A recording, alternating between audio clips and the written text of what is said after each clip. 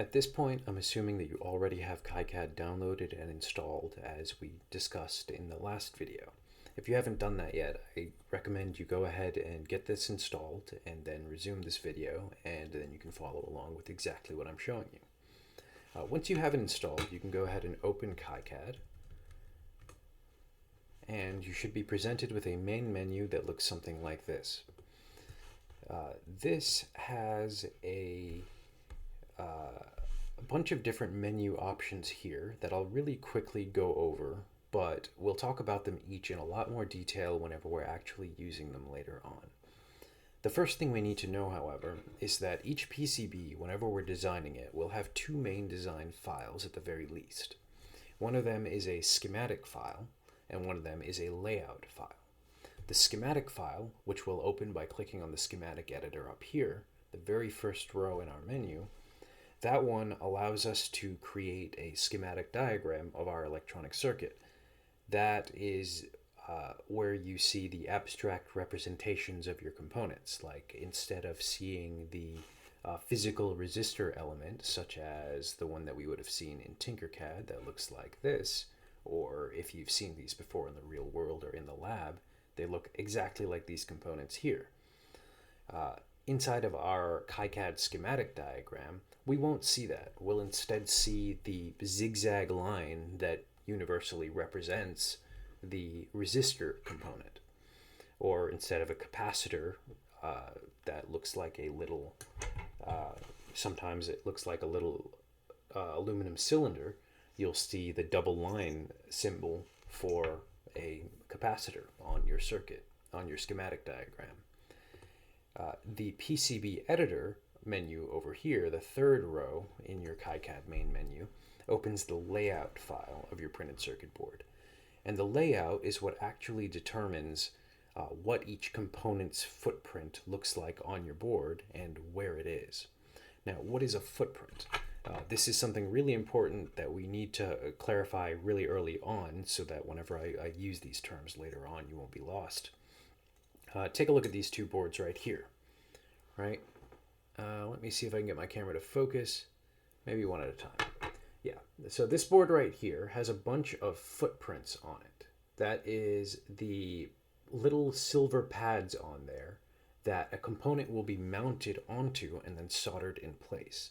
That means that for each one of the pins on the actual component, like this board right here that has a bunch of connectors soldered onto it, each one of those pins needs to have its own little silver rectangle, which in fact is usually solder coated, so it is made out of some alloy of tin and lead most typically, or sometimes they're gold plated because gold is a very good conductor and it's extremely resistant to corrosion.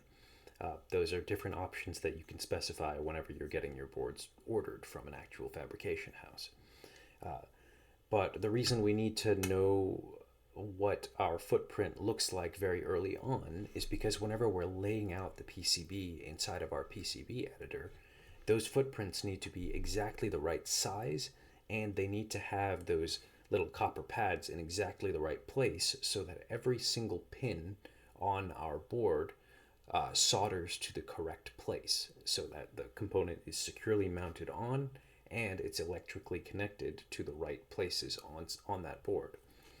We'll talk about that in a whole lot more detail whenever we get to laying out our PCB project.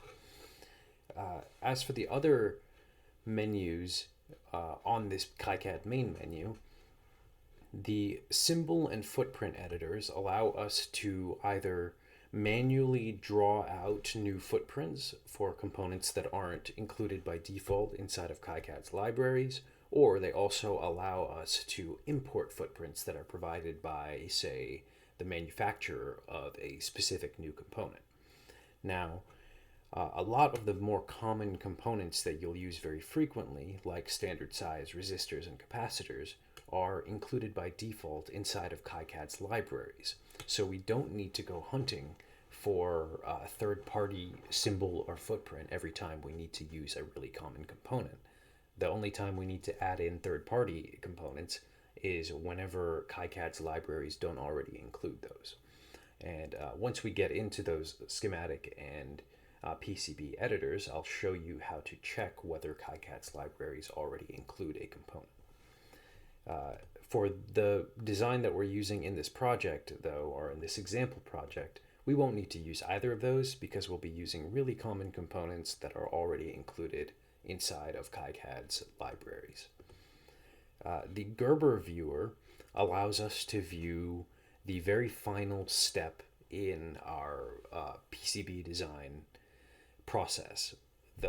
Whenever we're done creating both our schematic and our PCB layout, we export these files called Gerbers that are the sort of the tool paths that allow the manufacturer to know exactly where to cut the board out and where to put copper.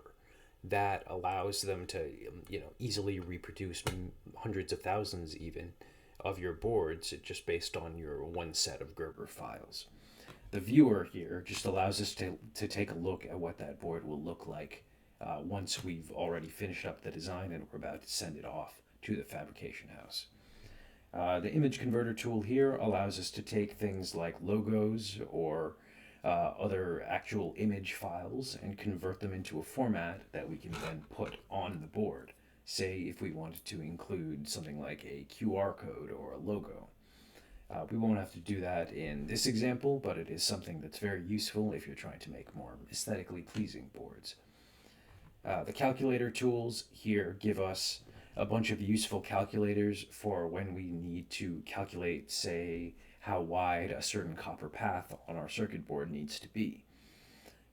We'll come back to that later whenever we're actually creating our PCB layout so that you can see exactly how to use them.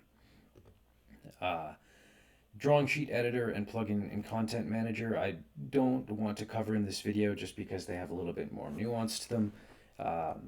But there are plenty of tutorials out on the internet, and I will also try to make some follow-up videos just sort of for your own curiosity if you do want to see how to use those two tools. But for now, we'll just jump right into the example project that we're going to be working on in this video series.